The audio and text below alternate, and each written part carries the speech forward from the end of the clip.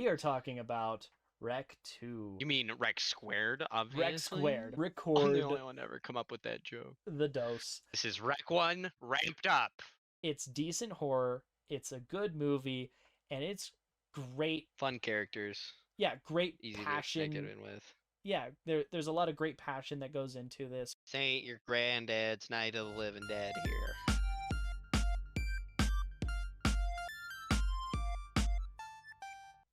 Hello.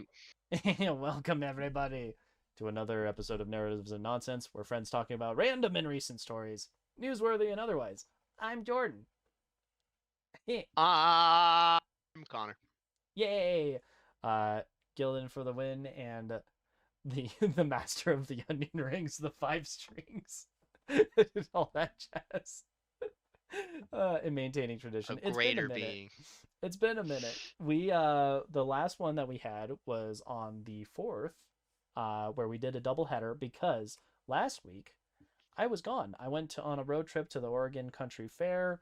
It was a good time. It was myself and my roommate. We went and visited some family of his, and oh my gosh, so much good food. So it was well relaxed time, just chilling, breathing in the interim. So I needed that more than I realized. And then this next week, we'll also have another gap or two because I'll be going on a camping trip, and Connor will be moving from the great nation states of Great Canada white north. to come south. Yay! Colorado, let's go! I'm very excited for that. So there'll be a delay on that front. But Connor, how have your last 2 weeks been? A lot of work and packing, basically. That's been the most of it. It's been very exciting. We had Canada Day not that long ago. That was a thing. Yep. And Nice weather yeah, up there. yeah, it's been a bit sweltering. It got a little rainy last night, but it's been pretty hot for the last while. But Yeah. other than that, pretty much got my ass kicked in Warhammer by some sisters, and that's pretty much that was the biggest event in my week. Oh yeah, it's been hot down here Just too. doing boring adult stuff. We need some rain, just more of it. Anytime, Rain is anywhere. good day. Yeah. This next week it's supposed to hit 100. As of the release of the podcast, 101 for the Monday, and then 90s for the rest, with like maybe some clouds, maybe some rain. Still 90s. Doesn't matter. Does not care. The weather is evil. No, give it. The melty sun of summer. Outside of that, goodness, what else has happened? We Marcus and I finished the Halo series. We got all the way through Infinite. It's done. The last couple of You're Halos. through. Yeah, the last couple of Halos I really enjoyed. The story, I think, more so than the original few. That might be because we kind of rapid fired and I could see the progression of both narrative and gameplay as we went along. Like, just wow, yeah, that first Halo on the not remastered version, it's like woo, yeah. The graphics are something to behold. I definitely think there is yeah. a very big step up for like Reach and stuff as far as the overall story goes. Oh my gosh, yeah. No, Reach and was ODST are fantastic. I think I like Reach more than ODST. Where I think Infinite might be just under Reach for me. I think that's where I'd put it. I like ODST just because it's like a small specific, like I like little contained things like that. I don't know why they're weirdly cooler to me.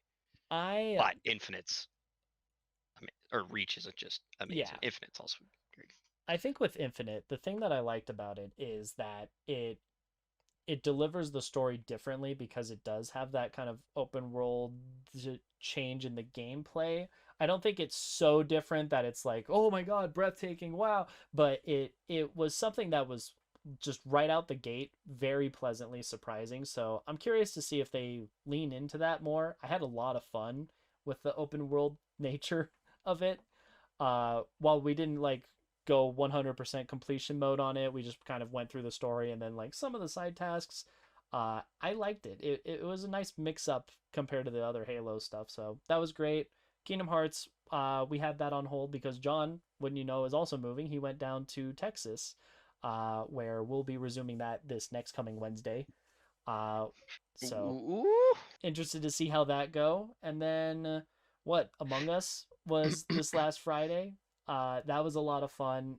It following it, we played a little bit of Civ, and then we ended up getting very philosophical, political for a minute. So that was As fun, Civ is apt to do. right? Why not? Um, so yeah, it was a relatively good week. Which on that front, we do have some good news as always. One of the bigger things was over in Florida. A while ago, we talked about how there have been a couple of like trial runs for seeing how we can do different first responders to emergencies calls, etc. Um, it's something that we've seen it be successful in other countries. We're starting to like poke around it for Denver, and I think like Chicago might be another place where they're trying it. Down in Florida, they actually have been doing a test of that sorts since February of 2021 in specifically St. Petersburg, Florida. Uh, Following that, instead of the regular police department responding to the call, they sent what they call the Community Assistance and Life Liaison Program, or the CALL program. And what it is it's a team of mental health workers that go to respond to lower risk type of calls. I think that with something like this, a lot of it kind of falls on the dispatching ability to allot correctly. But from the Hmm. sounds of it, they have answered 3,000 calls since February of last year. They haven't had any like problem incidents with it. Furthermore, it's something where they actually talk about mental health and suicide assessment and risks. The number of suicide calls went up 60% in 2021, which, following lockdowns and 2020 and social isolation, we saw a large uptick in depression and mental health issues. While the calls went up, it was Just stewing something, away. right? That's something where the actual completed number of suicides went down by 17%. So that's something where uh, call is only, handling a small fraction of all of the different calls the police department's getting in St. Petersburg. They get about 50,000 a year. So it is a small trial run with only, 3,000. But so far, it is showing that they are doing very successfully, um, and carrying on. It's something where I forget who it was on the police's side.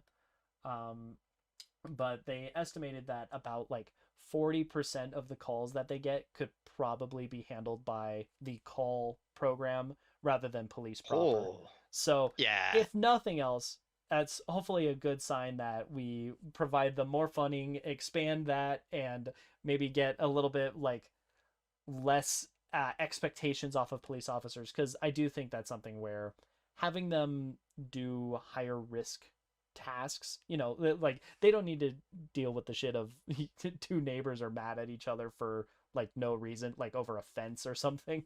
I think that's Oh something yeah. that could very well be put aside with a service worker rather than a police officer. So we'll see if that's something that continues, but so far it does look like good progress on that, or good results would Do you probably hear? be the better Yeah. term. We're going the right direction. Yeah.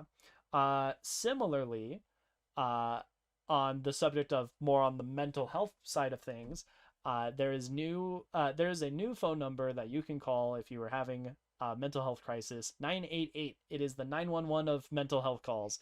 It's officially launched as of Saturday, the 16th, so 2 days ago for you folks listening, um, for the release of this podcast. As far as how this got implemented, it was something that has been in the works for a while. Uh, with 988, it has a solid chunk of funding behind it, about $280 million. It's kind of built off of the existing suicide hotline, but Mm. it doesn't Piggyback it. necessarily have to do with just suicide. It is something that can expand a little bit beyond that. As far as how the call centers feel, as far as embracing the new uptake potentially in calls now that it's a lot easier to get assistance by dialing 988. Uh, it's something where call center staffers were saying like 60% of them had very specific specialized suicide prevention training. About half of them have mobile crisis response teams. A little bit less than a third had urgent mental health care units. It's something where they do feel like they're fairly well prepared, but the key is always going to be consistent funding for maintaining it as you go Ramping it along. up, Yeah, and ramping making it sure up it's if all still running. yeah, as it needs be. Currently, it's something where there's with the suicide hotline, um, that is handled by about 200 crisis centers. And when this kind of shift for trying to create 988 started going through, it was originally put through Congress in 2020, signed into law by Trump, who was acting president at that time. Uh, at in 2020, at that time, there were about 2.4 million calls that were going through that year. So that's something. Are we seeing an increase or decrease? I don't know if that's something that has happened yet, but hopefully with additional accessibility, because goodness, even with what Logic's song, where it's the full 1-800 number is that number, I still don't remember it off the top of my head if I needed Oh to try to yeah. refer someone to it. 988, like, it's so much better. It's so much easier to tell somebody if they need it, to remember it if you needed it yourself. It's something that thankfully will be coexisting with the previously existing hotline as well. The full 1-800 number, if you needed the full, if you wanted to type the full 10 digits, it still routes the same way, is what it sounds like. So big win on the mental health front. Carrying on from that to big shift in topic. We're going over to Africa, where we have Queen Arrow. She is 24-year-old out of East Africa. She was named as one of the 30 under 30 in Forbes Africa. It's something where she is a esports player. It's something where she's known for playing Mortal Kombat and Tekken and stuff like that. She's actually continuing to advocate being both a woman and person of color, specifically to East Africa, trying to improve access for both gaming and representation in both accounts. I mean, it's something where she was born and raised in Nairobi, but Queen Arrow is continuing to like push the limits. She's got a degree in law that she ended up getting while Jeez. also playing esports with international teams. I mean, God. it's pretty inspiring. So that was some cool news coming out of Africa.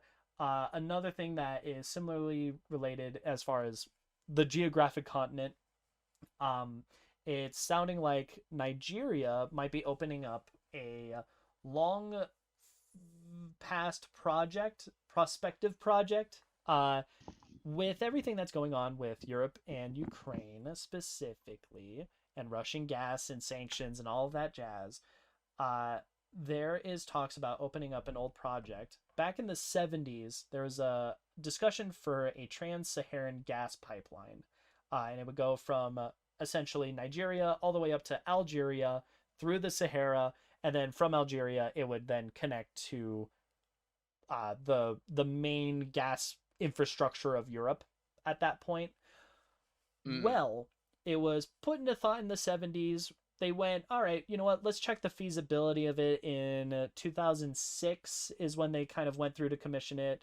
After they funded that initial assessment, they went, okay, all right, 2009. This is feasible. This is something that could be workable and achievable. It's worth that investment. Uh, and at 2009, it was something where they're like, yeah, you know what, 6-ish years time, it could have a projected finish date of 2015. They talked about it, they thought about it, and they decided not to go with it. However, given all of the stuff that's going on with Russia, we're now trying to very heavily diversify where gas is coming from. They are now talking about potentially going back over those plans and instituting the Trans-Saharan gas pipeline as a way of diversifying where gas is coming from, both hopefully to curb Russian need for gas and On Nigeria's side, if that's something where they get like access to just selling gas outright, that could be quite an investment for the country, both in terms of infrastructure, in terms of providing jobs and the like. I don't know how much it would affect the countries between. So, for instance, Algeria, I don't know how much could potentially happen with that. It does sound like it is a little bit in the, I don't want to say early stages of renegotiations, but it does sound like it's coming back to the table. It'd be very interesting to see how that goes. And hopefully, in my opinion, I think it's something that it would be cool to see us put more of an investment into Africa. I know that there's a lot of other countries that have done stuff like that. So, like China has a lot of infrastructure, like loaning, spending, etc., that goes into Africa. So, I think that's something that potentially down the line could improve the lives of those that are there if we continue kind of funneling money in that direction. There is a counter question of like raising the old thoughts of, is this exploitation, like the West taking advantage of lower income or lower quality of life country type discussions that are coming in and absolutely, yeah, they're absolutely worth, forcing their way. yeah, and it's absolutely worth having those discussions. It's also something where there's always a question of like political stability. That was a big like tick against the project in like 2013 due to a Mm, couple of like hostage crises that happened in the region. That's something that is, it's interesting to see how that would play out, but generally speaking, if it's something that you invest a lot into the governance and the infrastructure, you tend to get a little bit more of a reliable or safer environment. So hopefully that's something where there could be a like a balancing effect, not just for Nigeria but for the region as a whole, because I do know that's a little bit more politically unstable than some other places, and it's kind of the European Western world's fault to begin with. So, yeah, like, so hopefully it's something where we can actually like send them money, give them a profit for providing resources, like a gas pipeline. So, can all rise together. yeah, it'll be interesting to see how that goes. It also would Hopefully. mean potentially cutting through some jungles from the environmental perspective. It's kind of hypocritical in Absolutely. the like, Yeah. we're trying to wean off of gas, but we still are going to need gas when and up until the day that we transition into a different alternative Yeah, fuel and flip the source. switch. So who knows how that end result will go, but it's interesting, and overall I do think it's generally a good thing. Even if, let's say, we cut all of our electricity needs, gas is still very useful in the production of, petroleum based products like plastic, which we can feasibly recycle and reuse and such, like stuff like that. So hopefully, if nothing else comes of it, if we end up going a full energy shift into green renewable stuff, we would still want to use that for something. So we'll see how Mm. that goes. But on the subject of renewable energy, the U.S. is, I don't want to say crushing it. We're making good strides. The When it, right direction. yeah. So with U.S. renewable energy, apparently we hit 28% renewable energy in April. Uh, Comparing this to 2001, quite some time ago, it was about 8.6% was coming from solar, wind, hydroelectric dams, that being a pretty sizable one with like the Hoover Dam as an example. Uh, Going through the stats, it is becoming much more cost effective to go renewable. In 2021, for example, a megawatt hour of power with wind was costing between $26 to $50, is what they were listing, while for natural gas it was looking more like $45 to $74. So Mm. at the very least, it looks like we're kind of having that cost by going with wind. And then going from like a broader perspective, about 46% of electricity is coming from what they call carbon neutral sources. So that includes renewables like solar, wind, uh, hydroelectric, but it also includes things like nuclear. So it does look like we're slowly weaning off of things like gas and coal, the fossil fuel aspects, which, going to our final like article discussion, um, in continuing with that trend, it's looking like renewables might be overtaking coal in the amount of electricity produced by the end of next year. It's something where they're already kind of like getting neck and neck. We've been favoring natural gas over coal for quite some time now, but there's going to be a shutdown at the very end of 2023 for the TVA Bull Run, I believe, in Tennessee coal plant. That's something that is generating a significant amount of power. Uh, That that just a bit you low. know just a little, that is going to be cut down. It's kind of on track with a lot of other coal plants either being shut down or transitioning to something like natural gas. Right now, it's slated for 84 of them to be shut down by 2045. Looks like we're on track for that. And then going by the amount of electricity with uh, with renewables, we're starting to hit like uh, comparing it to coal. Coal is approximately 210 GW, which I believe are gigawatts. I don't know, frankly. Uh, in terms of how they measure it, coal is sitting at about 210, and with the latest shutdowns, it started to hit 209. While with the addition of the wind farm out in Oklahoma, Oklahoma's Traverse Wind Farm, that installation of renewable energy got non-hydro renewables over 210 just this last March. Whew. So we're already sitting at this neck and neck. And with the continued growth of renewable energy, because we're still pumping money into that and out of coal production and expansion, uh, plus the shutdown at the end of next year. Right now, we're on track to overtake coal with renewable energy by mid next year. And if for some reason that target's not hit with the shutdown of a coal plant at the end of next year, it's looking like renewables is just going to swap places. Continuing off of that, if we continue this trend, it's looking like that might continue to overtake natural gas by the 2030s. So, we're making strides. It's a lot sooner than we might have thought that we might be switching over to renewables. So, I'm very excited for that. And this also When goes money's along, involved. yeah, and this goes alongside, there's what is it? The G7 countries are talking about putting less money into overseas fossil fuel expansion. So that's something that might be allocated into renewables or cleaner energy, for instance, nuclear. That's something where, I mean, nuclear is looking like it's like between 10 and 18% of US electricity. Like, let's keep those numbers going and get away from coal because that's Absolutely. way worse for the environment. Uh, Dude. that said, we're making good strides. I wouldn't have thought that we would have pushed for 2030s. We're overtaking existing electricity with solar, wind, etc. So that's awesome.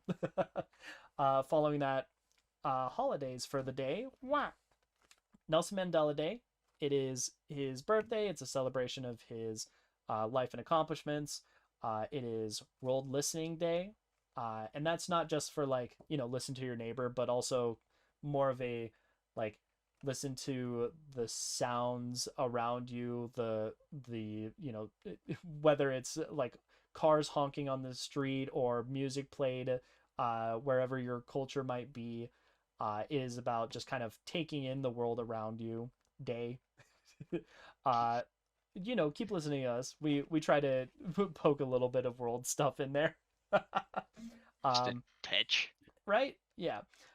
Global Hug Your Kids Day, for Hug your continuing the kids. the continued love and bond of child and parent, or legal guardian, what have you. However, personally, legal guardian, that is a parent to me. That's how I feel about Yeah, it a lot of the like time, that's your parent. usually. Or if it's like the the god uncle that tells you how it is and gives you the life advice. That's a parent in some respects too. It really Yeah, is. So anyway, hug it your is kids day. parenting. If you've got any kids that look up to you, give them a hug. Actually, hug everybody. Everybody could use a hug. Following that, it is Botswana's President's Day, and it is Get Out of the Doghouse Day. That one, that one's more entertaining. That's if you have a significant other that you're in the doghouse with, you're maybe not in a good place after an argument or something. If you've got a little bit of shit that you need to clear out with your relationship, now's the day for it. Hey, and finally, I think the most uh fun and random one, Sour Candy Day. Yay. Mm. Mm-mm-mm. Connor, what's your Love a favorite? good sour candy. Maynard's is a nice pack. It's a sour watermelons, little soured up Ooh, gummies. ooh, Oof, those are good. deadly. I think in the same vein, I really like the Sour Patch Kids. Those ones are good. Or like a sour jawbreaker. That's also up there where it gets Ooh, you like like salivating. a good hard sucker. Yeah, I keep thinking of like the Ed and Nettie jawbreaker that's literally the size of their head. Like it's akin to that to me. Like that's some good stuff. Anyway, now for the meat and taters of the day. The the Emphasis the on healthy meat. serving of beans, whatever you want to call it. Uh, we are talking about Rec 2. Rec 2. Okay. Oh, you mean Rex squared, Rec squared. obviously. I'm the Record only one to ever come up with that joke. the dose. Rec 2 Electric Boogaloo is the sequel to Rec 1, of course. Haha, wow. But holy crap, it is one hell of a sequel. it If you liked Rec 2, you'll like Rec 1 and vice This is versa, what Rec have you. One ramped up, Yeah, it really ramped is. up. It's something where it's got like about twice the budget, and it feels like it. They just A like lot of with the Rec same cast 1, though for yeah, characters that are yeah, around. they managed to get a ton of the people from the first one to come back for the second, including the titular character of Angela Vidal. Ooh, I think she's in the trailers for it. I don't know. I don't know how many trailers I've seen for Rec or Rec 2. It's kind of hard finding trailers for Spanish movies that came out, about 10 years ago, over 10 years Yeah, ago. So filmmaking wise, what makes Rec 2 so special? I think, like with Rec 1, they really use what they've got extremely effectively. The sound design, the costuming, the location, the way that they filmed it, the fact that they're continuing with the found footage horror aspect like they were in Rec 1, but now it's just with a more. lot more angles. Yeah, It's not yeah, just the same guy running through most of the time. yeah, because in the first one, it's you could even say that it's not necessarily just the guy, it's just the one camera crew camera and that's the end of it. And with this one, instead of it being the single camera from the first movie, we are following multiple perspectives.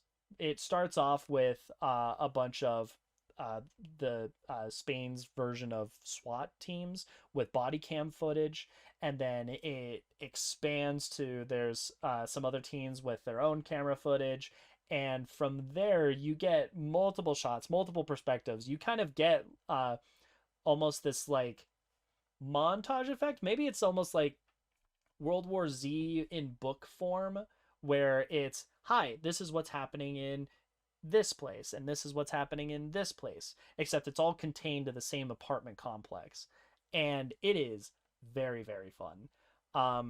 It's interesting seeing the different characters reacting to things and how it all goes down. Um, and then to add to that, the effects just absolutely crush it. The costuming, they went all out with the with both props and makeup. Um, the zombies look even more horrific this time around compared to the first time, and they were already like nightmare fuel. Um, Possibly due to the lighting, which because we now have all of these actors with cameras on them with lighting fixtures. The actors themselves are becoming these multifaceted uh, behind the scenes crew people. They're lighting coordinators. They're There, working as the cameramen all at the same time while trying to put on this performance. I mean, a lot of the lighting is literally it's like the on-camera prop itself. Like it's just yeah, that it is all practical lighting for a yeah, lot of it, which is all of really it cool. super diegetic. It's really really well done for how effectively you're able to understand things in this. Um, it's really well shot, really well made. If you liked Rect 1, you'll like Rect 2. I think ultimately the the things that make Rect 2 uh maybe stand a little bit both apart and out from Rec 1 would be in its narrative more so. Like it's something where you get more of the same. If you like the style of Rec 1, that's what Rec 2 carries through well. The plot is where this really stands out. So, uh that being said, if you want to go into it spoiler free, get out of here. Now's the time. Get go. Skedaddle. Ka-pa-pa-pa. All right. Rec 2. So the plot of Rec 2, it's weird. And I think the reason it's weird is with Rec 1, we get one contiguous timeline from start to finish. It's all just as it plays out. With Rec 2, like we get the multiple perspectives from multiple people. That part happens. But then you also get the double down effect of we start jumping around in the timeline a little bit, and I don't think that happens as effectively as it could the whole way through. I think the best use of it is towards the end of this movie, but this kind of this movie almost resets on itself as you go through. So to break down the plot, you follow Spain's equivalent of SWAT team members go in with like the head of this operation, and you're kind of seeing the aftermath of the first movie. There's zombies slash dead people all over the place. There's blood and horror. It's just as like terrifying. Like as soon as they step through, you see like the stairwell where the guy in the first movie just like viscera. falls down. Oh. Yeah. You see the where the girl would have been chained up and just got torn to shreds by zombies. You see all the blood on the wall. I mean, it really is walking into a horror show, wouldn't you know? And they kind of like with the first one, kind of The carryover and ascend. continuity of it's awesome. Yeah, They're very yeah. accurate to it. And going back to the first one, they got so many of those actors to reprise their roles as the zombies. It's basically just like one person didn't end up showing up, and then for one other character, they had a different shirt on in the first one, but it wouldn't show on the camera, so they switched the shirt so Yeah. you can understand what's happening. You know what? Fair. Lack of continuity for the sake of understanding. Let's go. Yeah. So, As long as there's a good reason. yeah, very good reason for it. Uh, you follow these SWAT team members go through, and as you do so, one of them ends up turning, one of them gets cornered in a bathroom and just commits suicide because there's no way out for him. Uh, and then you have the head of this operation. At some point, it's learned that this guy is not simply just like some biologist slash tactical team leader. He's also a priest. And it's implied in the first one, but properly revealed in this that, hey, these zombies, yeah, super demonic, diabolic possession. This is what this is. It is a little bit above just running and gun. So after seeing a lot of the chaos and then a little bit of like exorcism material, where like a kid's like crawling backwards on a ceiling kind of stuff.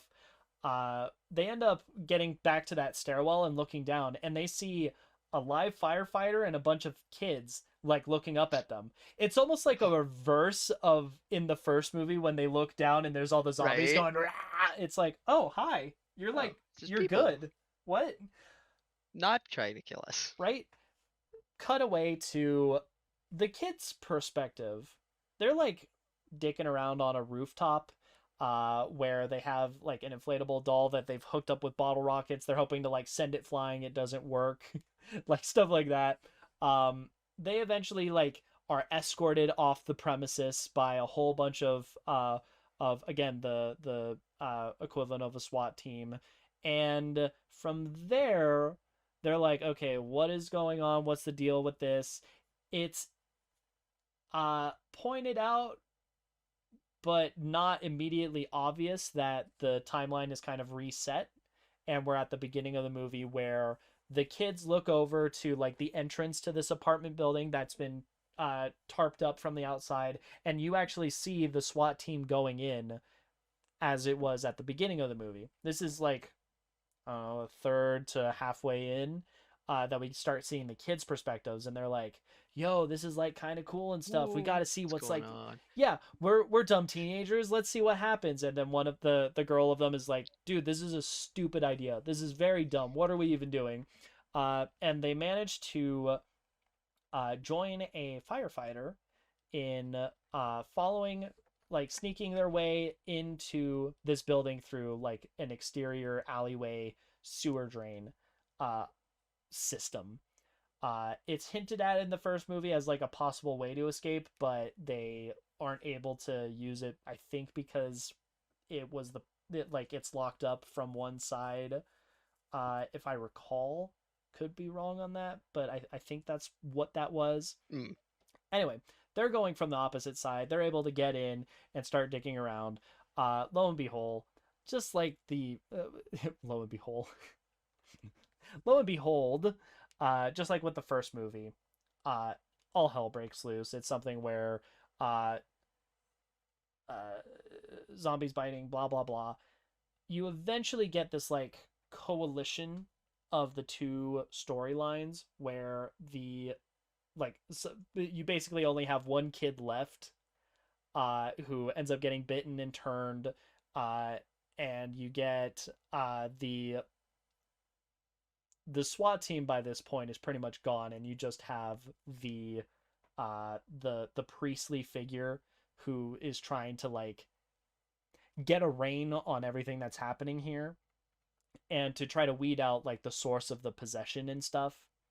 And as they like flee to safety, they end up getting into the penthouse. They end up going into that like attic-y spot where it's just like it Which is was at not the first. actually the penthouse from the first movie.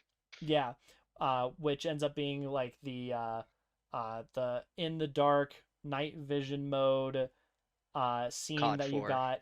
Call of Duty 4. Yeah, if you want to go that Uh, route, absolutely. ding. Uh, and you get to see the zombie lady experiment from the first one, the very lanky, gangly creature. Ugh. Uh, and you get to see Angela Vidal, who is alive, apparently, from the Still first good. movie. Somehow. Last we saw her, she was dragged away into the darkness.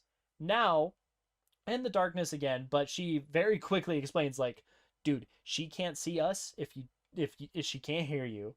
Uh, it's at this point, this has happened a couple of times in the movie where the priest has to radio in, like, hey, voice confirmation, like, what's going on? Uh, the radio triggers like in the darkness and he ends up getting attacked uh for not like he's not able to shut off the radio in time and in comes scrawny scraggly lady just trying to beat him over the head kind of thing. She gets her face blown off by Angela. Hell yeah, let's go. Who's now acquired a Let shotgun. Like, off. yeah. Oh, it's so great.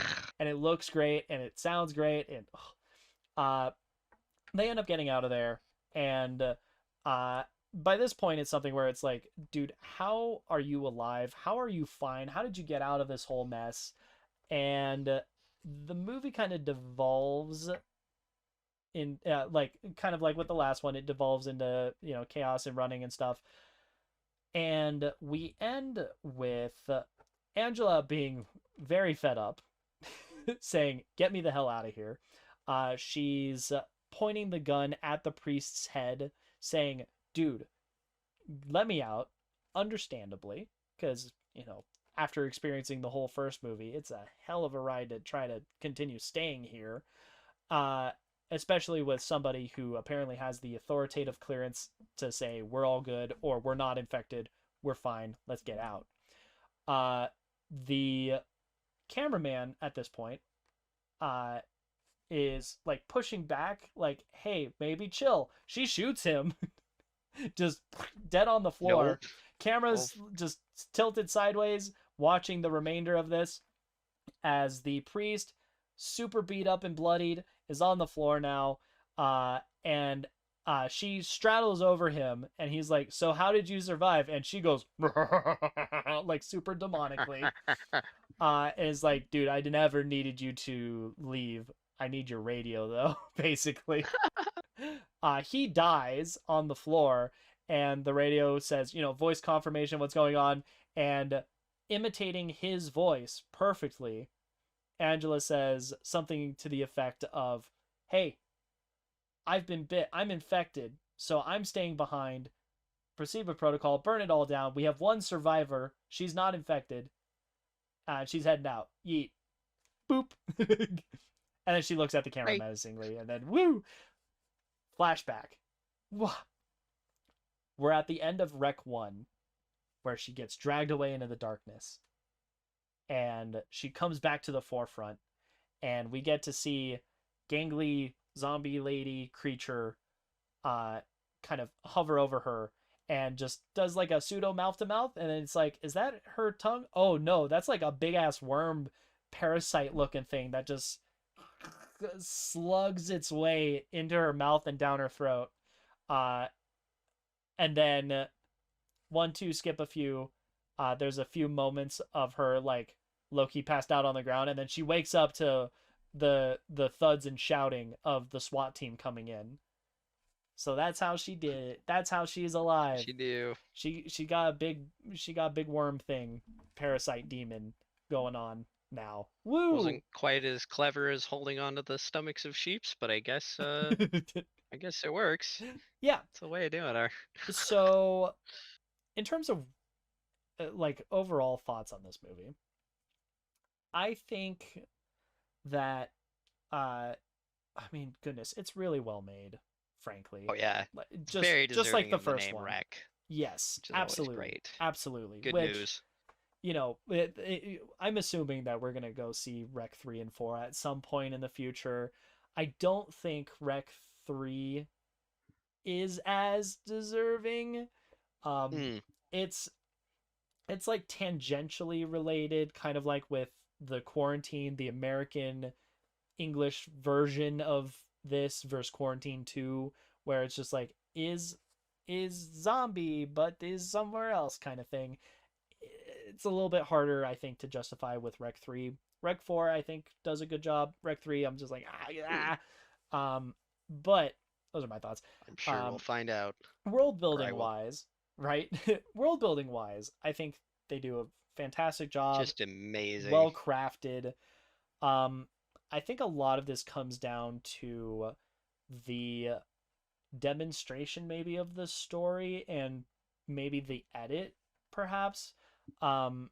It's kind of tough because the way they organized it does make sense from a top-down view of going, okay, we have our SWAT team, we have our kids being done with a firefighter team, and then we see them come together.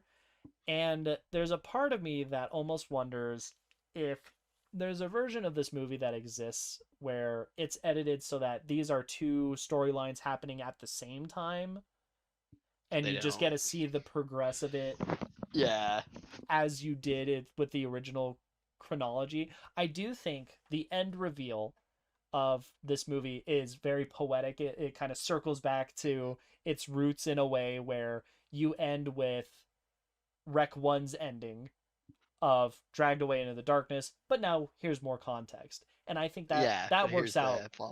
Like, that works really, really well, where it's kind of this almost post-credit of what happened earlier, of sorts. It's very You had to interesting. go watch an entirely different movie to get to it. Yeah, yeah, and with with that, I was spoiled for the ending, so Hmm. I knew that something was up with Angela. Connor, you're a newcomer for this. What did you think? What did you feel with Angela or I felt Angela? like she was pretty screwed. Like getting dragged into the darkness is generally pretty bad. That's not a good sign. Um, Watched a few horror movies in my time. That's usually you're either dead or if you come back out, you don't want people don't want you to come back. So It's when usually you saw banned. Angela come back into the movie, into the narrative, Very terrified. you I were was like, just oh like, god. I don't buy it I for was one waiting for fucking her head second. to spin around on her shoulders or her to grow like crazy claws or something and just start killing people. Like I was Yeah. just waiting. I'm like, what's happening? What are you gonna do? It's like a Jack in a Box with a knife.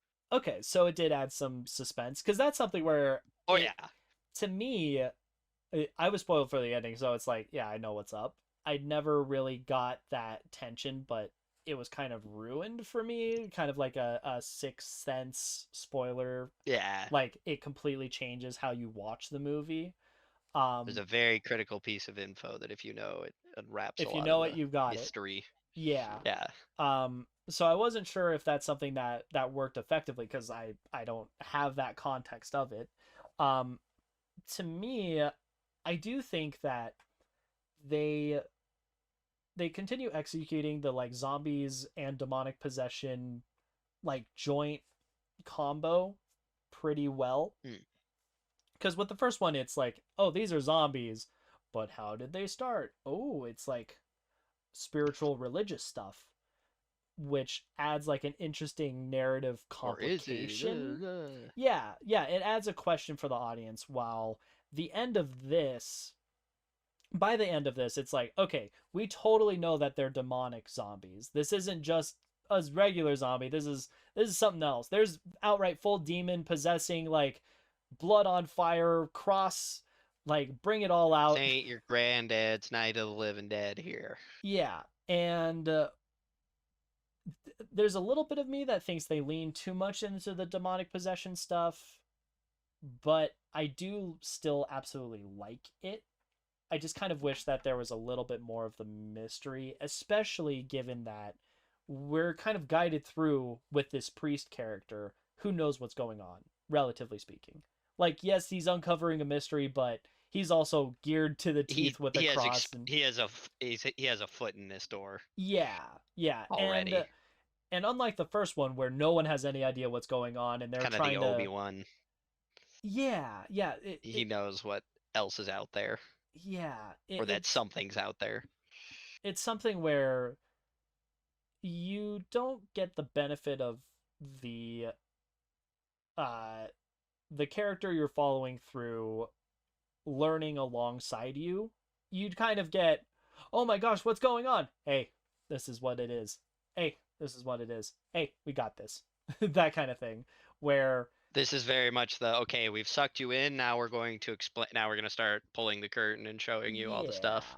yeah, yeah. And I Which don't, is something I would say I don't like about sequels sometimes, is they tend to ruin the they over ambiguity and the explain. interest Yeah, I just kind of still, inherently by what they are. yeah. And I do think that with this movie, it's still leaning on I'm still invested, I'm still interested in the this world that they've established, this apartment complex, this one complex Yeah. that we see Of hell. outside of for like 10 minutes. Like it it is this like self-contained descent into madness and hell, with the implication of, well, now it's going to get out.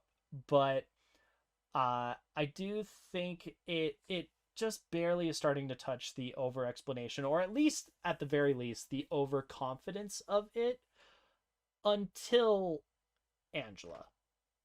Once Angela, once Miss Vidal comes into the picture, that's where I think it like wins me back in a little Hmm. bit, because it's like, okay, hold on. Like we've been What seeing, specifically is going on with yeah, this how come you're not a zombie? What's that one? Or deal? are you a different kind of one? yeah, are you something else now? Like, what's going on? How is this happening? Um, What are you? ah. And I think that that raises enough of a question that would lead me to want to see a Rec 3. Does Rec 3 touch Yeah, this? Spoiler, it's in a very different location. Uh, yeah. that's to be As soon as you put discovered. 3 on the end, it's kind of like. Yeah. Well, that's what Rec 4 is for. Rec 4 brings it back, baby. See, Um, but fours can either be like horrible or bring it back. Fours are wild cards. You never know with a four. Because yeah, by then, maybe a passionate fan director is doing something all of a sudden. getting It's like involved. a guy who Yeah. actually likes it. Yeah. Happens. So, yeah, it's an interesting thing. I don't think that this movie is served well for the time reset kind of partway in. I think that's something that kind of it hurts the movie rather than helps it. I do think the multiple perspectives is nice. It adds a little bit more tension and stakes when not everybody is a SWAT team member, but we saw the the officers that are going in already struggling. So I don't know how Yeah. much like being equipped does any good. In Some of this fact, seems like stuff being done for the sake of redoing it because it was in the first movie. And I'm just kind of like, yeah, I don't know if we really needed the whole thing. yeah, Like, just the kids and the firefighter could have been cool. yeah, and if they focused on one aspect versus the other, like if they went the kids and the firefighter, it's discovering what's actually going on and getting out successfully movie, in which case probably lean more zombies. If it's the SWAT team goes in with the priest and that's the movie, then maybe go less zombies because zombies are relatively handled by guns and body armor, but then it becomes more about okay, these aren't just zombies, this is demonic zombies, so there's some extra quirks in it, like they mentioned blood and saliva are how it transmits, and suddenly you capture one of the zombies to try to get info, you start doing an exorcism thing and it just starts puking blood all over the place, exorcism style, like at that point it's like, oh shoot, this is just like a living breathing, let's spread it as effectively as possible kind of Yup. thing. Almost like Left for We Dead, will martyrdom. like yeah, like Left Yeah. for Dead zombie types type of thing. It's something that I think, Boomers and spitters. yeah, and I think that the movie, if it lent itself into one of those two things, I think that maybe this movie could have been a bit more focused, perhaps, um, without necessarily like devolving to a level of you get generic zombie movie or you get insane Resident Evil. What the hell is this biomass blob thing? I That think, vaguely resembles flesh. yeah, I think that this movie it could have done with a little bit more focusing from the narrative standpoint, but the rest of this movie is pretty great. Like There. it's decent horror, it's a good movie, and it's great. Fun characters. Yeah, great Easy to get passion. connected in with. Yeah, there's a lot of great passion that goes into this where uh Pablo's back, but he's not Pablo. yeah. But Pablo is back, even though Yeah, Pablo's so back, and it's not Pablo. fun behind the scenes tidbit, we have Pablo Rosso is the cameraman in the first one, and the cameraman is referred to as Pablo in the first one. In this one we have an officer named Rosso who is played by Pablo Rosso but goes by Rosso in this movie. It made it very awkward for some of the crew people who would refer to him as Pablo in the first movie, but now need to refer to him as Rosso in this movie while trying to address him in character versus out of character. And that, if that's not a D&D experience made real, I don't know what. Just all right, hold on, are you talking to Pablo or are you talking to Pablo? Are you talking to Rosso or are you talking to Uh, Rosso? Like, that's really funny, that I in a really small, enjoyed, dark, condensed room where you can't really see if people are looking right? right at you. Love it. So there we go, that's Rec 2, worth the watch. It really is really well executed. It's Rec 1 with more budget and more outside of perspective world building stuff, just to add more flavor to how that first movie went down. that being said, next week we will not be having a podcast. The week following, we're probably not going to be having a podcast, but a little tidbit, a little sneak preview for what's happening later. It might have to do with some espionage children. Anyway, Connor. Nailed it. Hey. Master of subtlety. I am so sneaky. Connor, where can we check you out at? As always, you can catch me at 5string Connor on YouTube and watch a bunch of random stuff I put on there. Yeet. Bant Cleric on Steam if you want to play some games. Have a freaking lovely week, everybody. Yeah. If you want to see more of me, Wednesdays, Kingdom Hearts with my buddy John. That'll be resuming this coming Wednesday. We post Mondays. All the way from home. Hell yeah. We post Monday nights, so that's where you'll see us. Not this next coming week or two, but Monday boy howdy, night. it will be there. And then on occasion Tuesdays with friends. We do all sorts of Pummel Party, Among Us, I don't know, Jackbox, all the fun random things. And then Sundays, it was Halo on my channel, but we now might be switching gears and having my buddy Marcus do a little bit of Knights of the Old Republic on his channel. What? Oh yeah. And that's Eldritch Bunch on Twitch. That's his channel. I'm leaving it to be on his channel because it's his series first. We're just switching the time slot because it is a more consistent time than occasionally on Saturdays. So Sunday evenings, Knights of the Old Republic. The first one will have been just yesterday. So let's go. Following that, yeah. Okay. In the words of a great Connor, have a fantastic week, everybody. Take care. All that jazz. Love you dearly. Woo. Remember, 988. 988.